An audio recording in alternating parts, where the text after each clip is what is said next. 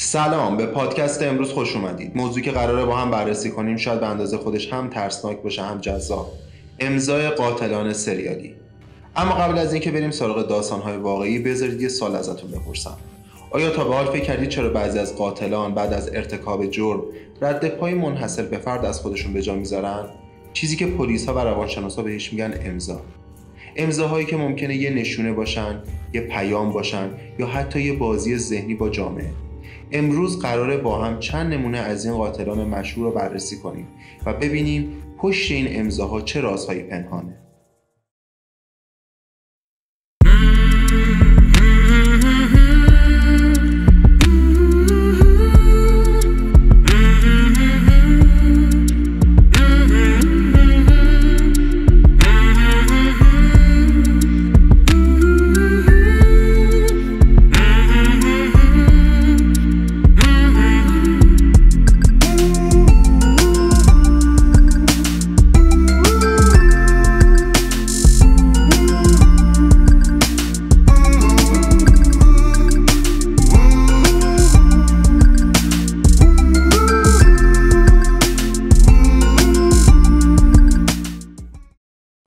جک قصاب، مرموزترین قاتل تاریخ. بیایید برگردیم به سال 1888 محله وایت چپل در لندن. اینجا بود که قاتلی با نام جک قصاب به کابوس شبانه زنان خیابانی تبدیل شد. او در عرض چند ماه 5 زن را به طرز وحشتناکی به قتل رساند. اما چیزی که او را به یکی از ماندگارترین نام‌ها در تاریخ جنایت تبدیل می‌کند، نه تعداد قربانیانش، بلکه شیوه خاص وحشیانه قتل‌هایش بود. امضای جک قصاب چه بود؟ او قربانیان خود را مصلح می‌کرد و اعضای بدنشان را با دقتی شبیه به جراحی جدا می‌کرد. در یکی از موارد کلیه یکی از قربانیان را برداشت و همراه با نامه‌ای با عنوان فرام هل برای پلیس فرستاد. تا به امروز هویت واقعی جک قصاب همچنان یک معمای حل نشده باقی مانده است. شاید بتوان گفت این امضای مرموز و وحشت‌آور بود که باعث شد هیچگاه از یادها نرود.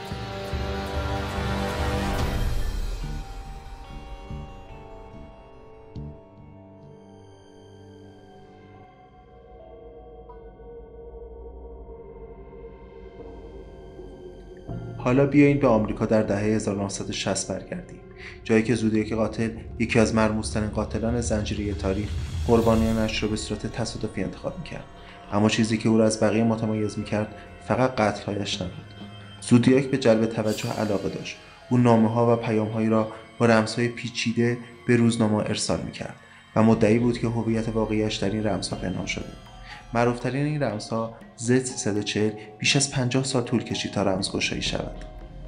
زودیاک فقط با قتل‌هایش وحشت ایجاد نمی‌کرد، بلکه با تهدیدها و پیام‌هایش جامعه را در ترس فرو می‌برد.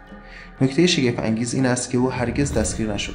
زودیاک یک معما بود، یک قاتل باهوش که راز هویتش را با خودش به گور برد.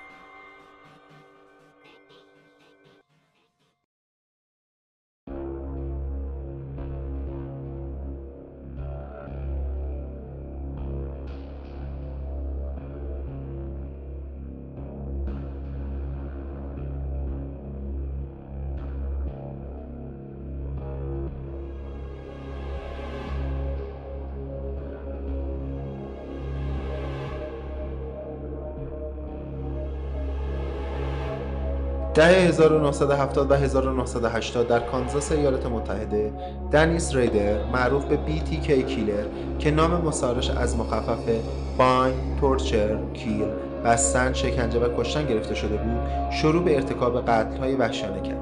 او قربانیانش را از میان مردان و زنان انتخاب می‌کرد و بیشتر آنها را در خانه‌هایشان به قتل می‌رساند. امضای دنیس ریدر چه بود؟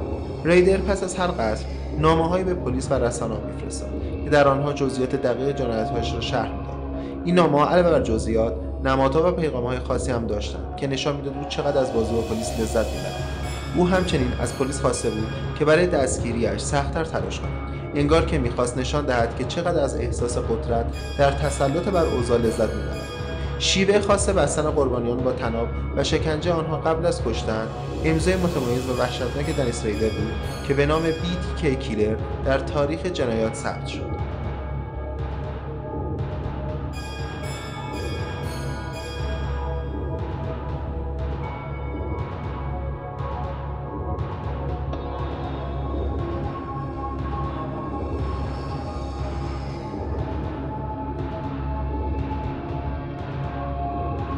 حالا نوبت تد باندی است، مردی خوش چهره و خوش برخورد که هیچ کس فکرش را نمی‌کرد پشت این ظاهر بیگناه یک قاتل سریالی پنهان شده باشد.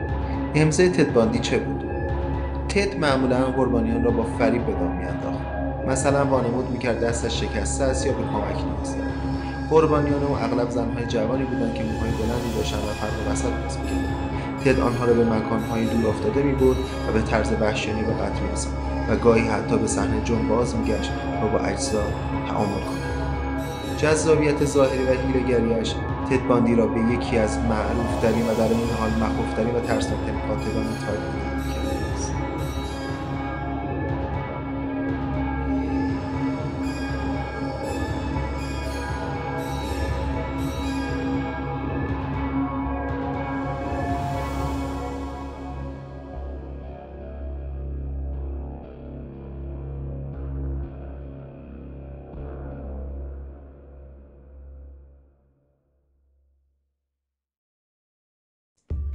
شاید بشه گفت هر قاتل سریالی امضای خاص خودش رو داره. مثلا جان ون گیسی، قاتلی که اجساد قربانیانش رو در زیر زمین خونش دفن کرد و به خاطر لباس دلقکش به قاتل دلقک مشهور شد. ریچارد رامیرز که روی دیوارهای صحنه جرم نمادهای شیطانی میکشید و یا حتی آندری چیکاتیلو، قاتل روسی که قربانیانش رو در ایستگاه‌های قطار پیدا میکرد و پس از قتل چشماشون رو تخریب میکرد.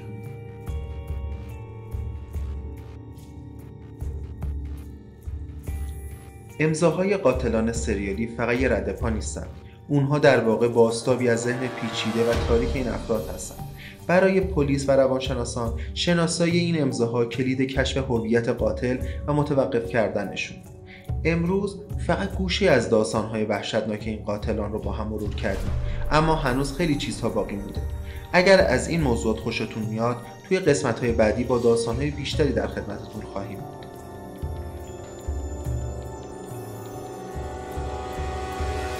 ممنون که با ما همراه بودین. یادتون نره پادکست ما رو با دوستانتون به اشتراک بذارید. تا قسمت بعد مراقب خودتون باشید و همیشه چشم‌هاتون رو باز نگه دارید. خدا یار و نگهدارتون.